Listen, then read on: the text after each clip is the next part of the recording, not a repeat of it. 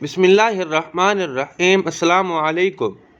ایک دن حضور نبی کریم صلی اللہ علیہ وآلہ وسلم سیر کرتے کرتے مدینہ منورہ سے باہر کسی چراگاہ میں تشریف لے گئے۔ وہاں کسی قافلے نے پڑاؤ کیا ہوا تھا۔ اس جگہ قافلے والوں کے سرخ رنگ کے کچھ اونٹ چر رہے تھے۔ ان اونٹوں میں سے ایک اونٹ حضور نبی کریم صلی اللہ علیہ وآلہ وسلم کو پسند آ گیا۔ اس اونٹ کے نصیب کہ وہ حضور نبی کریم صلی اللہ علیہ وآلہ وسلم کو پسند آ گیا۔ حضور نبی کریم صلی اللہ علیہ وآلہ وسلم نے قافلے والوں سے پوچھا کہ یہ اونٹ بیچتے ہو؟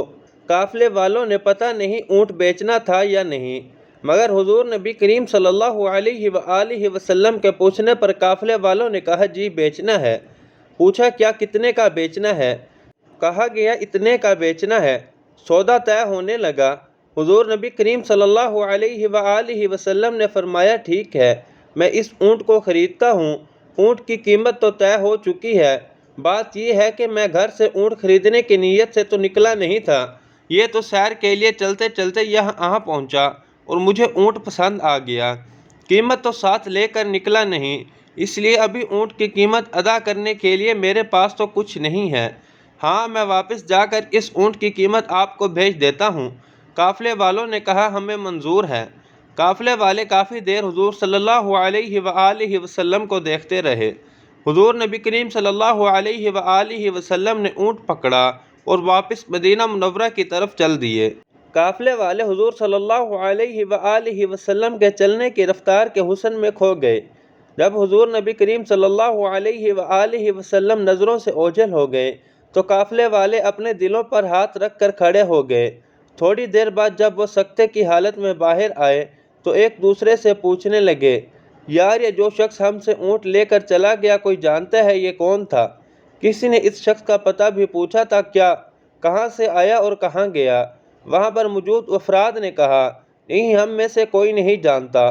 وہ شخص کون تھا، کہاں سے آیا اور اونٹ لے کر کہاں گیا ہے؟ اونٹ کا مالک بولا یار یہ تو عجیب کہانی ہے۔ ایک شخص نے یہاں اونٹ کو پسند کیا، اس کی قیمت طے کی اور یہ بتا کر کہ میں اس کی قیمت واپس جا کر بھیج دیتا ہوں، اونٹ لے کر چلا گیا۔ ہم میں سے کسی کو اپنا پتہ بھی نہیں بتایا، نہ اپنی کوئی چیز ہمارے پاس گروی رکھی، نہ ہی یہاں کسی کو اپنا ضامن رکھ کر گیا۔ جب یہ باتیں ہو رہی تھی تو قافلے والوں میں سے ایک شخص بولا یار جب وہ شخص بول رہا تھا تو اس کے منہ سے نور جھڑ رہا تھا، میں تو اس کے چہرے کی طرف ہی دیکھتا رہ گیا۔ پھر دوسرا شخص بھی بول اٹھا ہاں دوست جب وہ شخص مسکرا کر بات کر رہا تھا تو میں اس کے مسکرانے کے انداز میں ہی کھو کر رہ گیا۔ ایک اور شخص نے کہا ہاں میں تو اس شخص کے زلفوں کی پیچ و خم میں ہی کھو گیا۔ ایک کہنے لگا میں تو اس شخص کی آنکھوں میں ہی ڈوب کر رہ گیا۔ اونٹ کے مالک نے کہا اب جو بھی ہوا سو ہوا، وہ شخص ہم سب کو اپنے حسن کا جادو دکھا کر ہمارا قیمتی اونٹ ہتھیا کر چلا گیا، اب وہ واپس نہیں آئے گا۔ جب اس شخص کی زبان سے یہ لفظ نکلا کہ وہ ہم میں سے ہمارا قیمتی اونٹ ہتھیا کر چلا گیا تو اب خاموش بیٹھی قافلے کی سردار کی بیوی نے اپنے خیمے کا پردہ سرکایا۔ اس جملے کو کہنے والے شخص کو مخاطب کرتے ہوئے کہا سنو اگر وہ شخص تمہیں تمہاری قیمتی اونٹ کی قیمت دینے نہ آیا تو میں اس کی ضامن ہوں اور میں تمہیں اس اونٹ کی قیمت ادا کروں گی۔ اونٹ کا مالک بولا اچھا تو آپ اس شخص کو جانتی ہیں؟ بولی واللہ جانتی تو میں بھی اس شخص کو نہیں ہوں۔ پھر قافلے سے کوئی بولا آپ جانتی نہیں تو اس کی ضمانت کیسے دے رہی ہیں؟ اس عورت نے کہا جب آپ سب لوگ اس شخص سے اونٹ کا سودا کر رہے تھے تو اپنے خیمے کی اوٹ سے میں نے اس شخص کا چہرہ دیکھا تھا، بس میں نے اس کی ضمانت اس لیے دی ہے کہ جس کا چہرہ اتنا سوہنا اتنا خوبصورت ہو وہ جھوٹا ہو ہی نہیں سکتا۔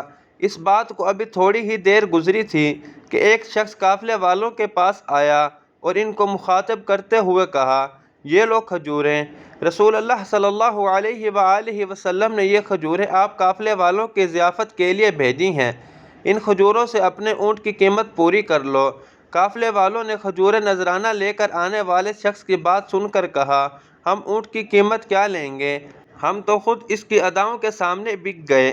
قافلے والوں نے کھجوریں لانے والے شخص سے پوچھا ہمیں بتاؤ کہ وہ حسین حسن والا سوہنا شخص رہتا کہاں ہے؟ اس شخص نے کہا وہ جو سامنے نخلستان نظر آ رہا ہے وہ کھجوروں کے جھنڈ دکھائی دے رہے ہیں، وہی ڈیرا ہے اس مدینے والے مدنی کا۔ اس کے بعد وہ پورے کا پورا قافلہ مدینہ منورہ میں حضور نبی کریم صلی اللہ علیہ وآلہ وسلم کے بارگاہ اقصد میں حاضر ہوا اور حضور نبی کریم صلی اللہ علیہ وآلہ وسلم کے ہاتھوں میں ہاتھ دے کر اسلام قبول کر لیا۔